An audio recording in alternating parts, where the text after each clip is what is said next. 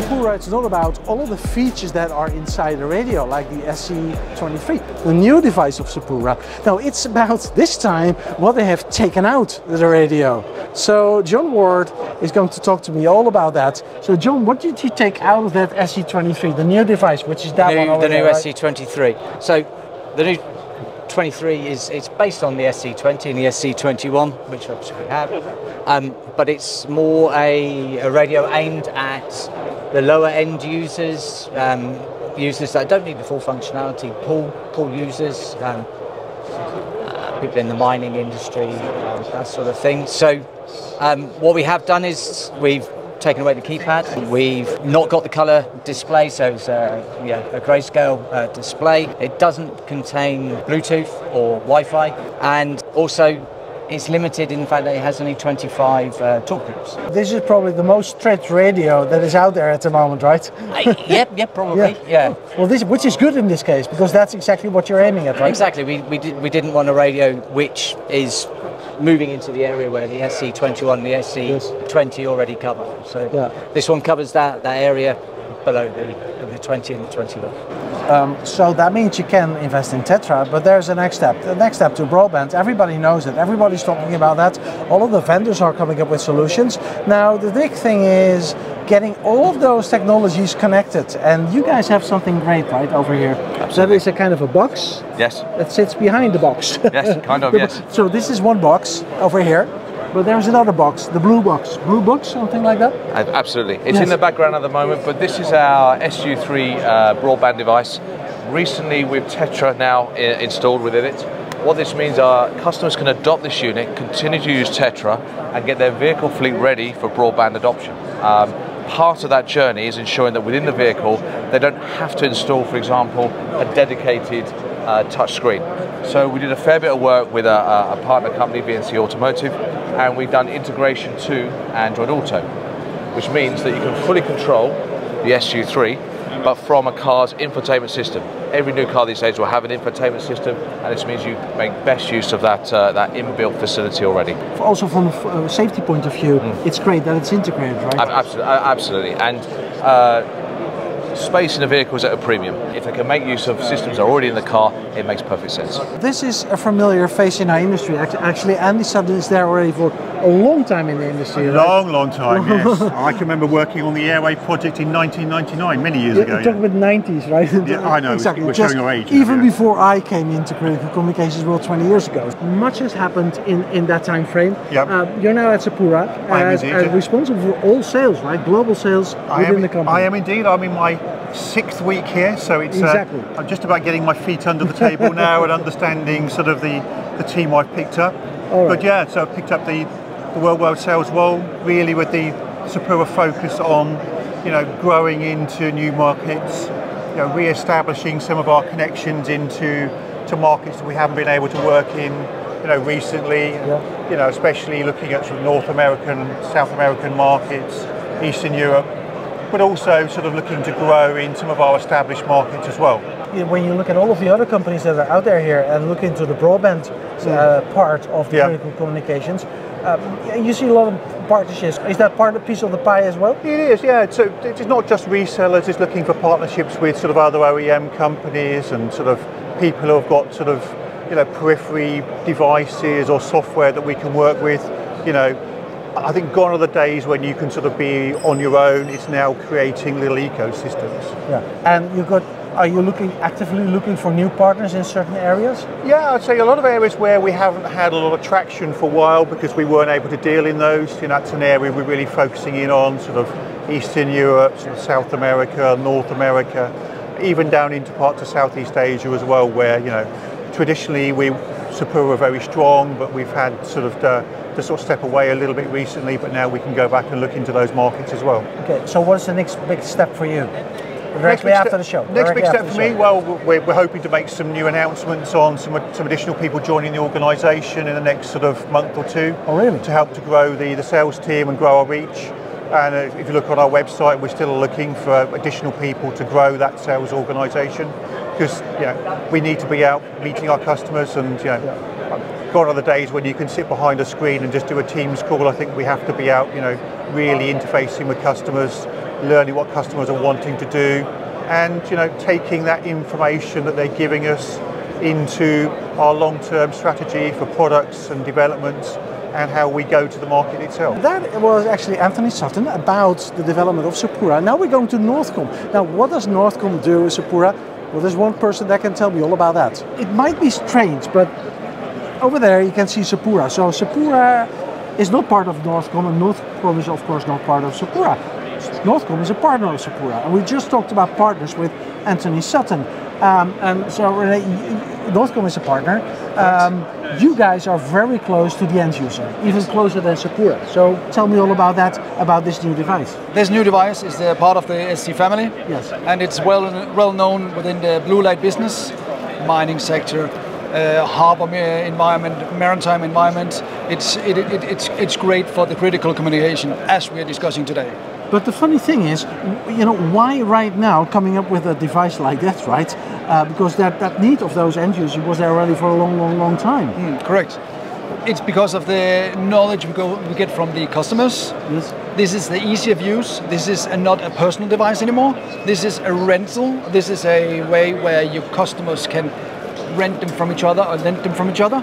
Okay, so that is an interesting move, because we haven't thought about that No, yet. correct. Okay, so finally down the line, after so many years, customers are really getting a little bit of the hang of it, what they really need to use, and they give you all of the requirements, and you go to Sepura and say, guys, this is what we need. Right? Correct. Basically, that's the way it is. Correct, and that's what partnership is.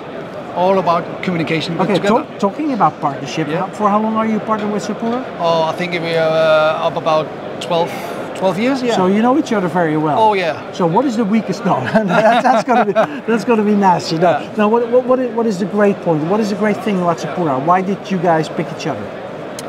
First of all, super great product. It's really reliable, but also the whole organization. It's easy to work with, and it's down to earth.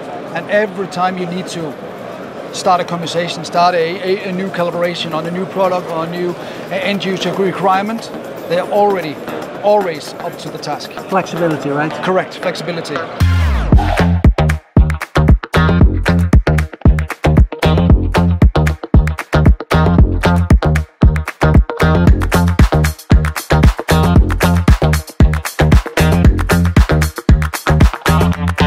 So when we're talking about partnerships, which is very important to Sepura because they're a manufacturer supplier of devices, of course, and no infrastructure, they need to team up with partners in order to make their proposition even more interesting.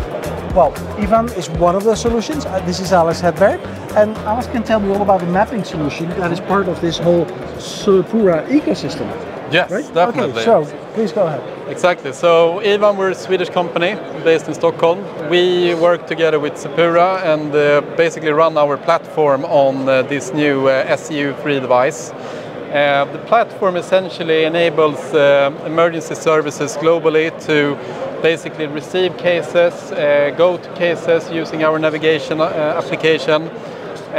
We also have this SDK where third parties can develop applications on the platform, which basically then enables our end users to sort of integrate whatever functionality they would like. We basically, if I start the navigation here, you can see we're into city center in Stockholm. We can do we can see an overview of the route, you can see an overview of the destination, where we can also change the map layers to get the terrain map or an aerial photo. Once we have looked at our destination, we will go back to the starting point and basically start driving here to the site. In Sweden, we're one of the basically main providers of this type of software. So we're active in 25 fire and rescue services in 3 ambulance regions. Hopefully now, during this year, we will also get into the police segment.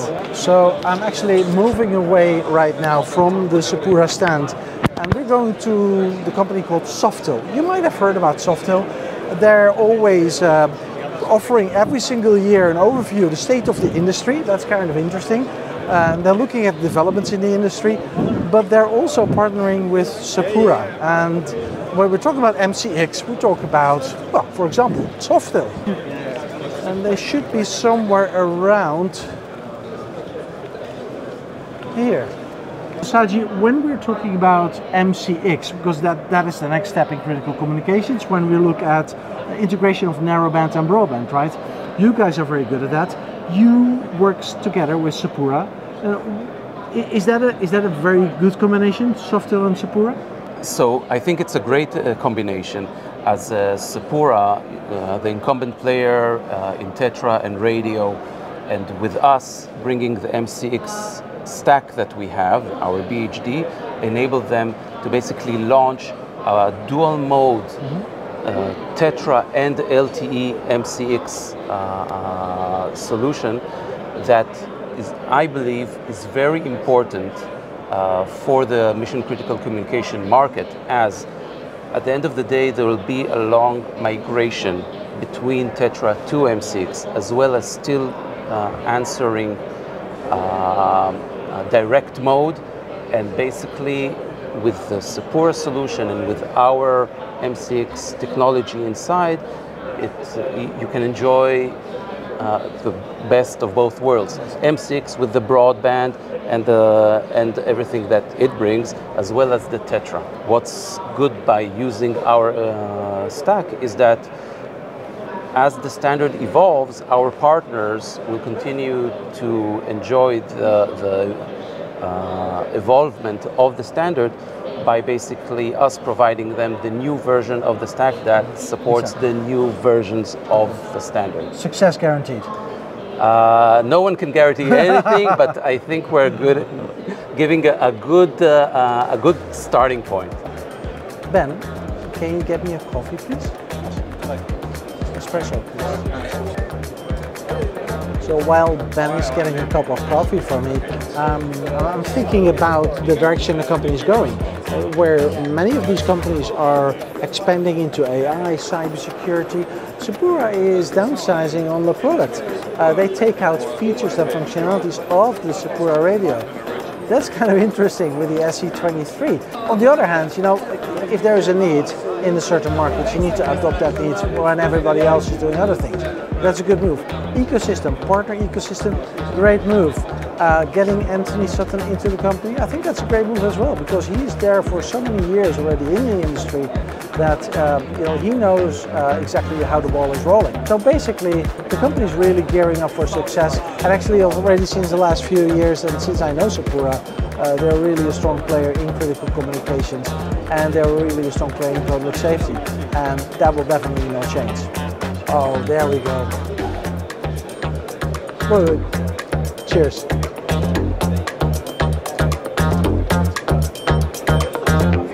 Look forward to meeting up with Ben next year.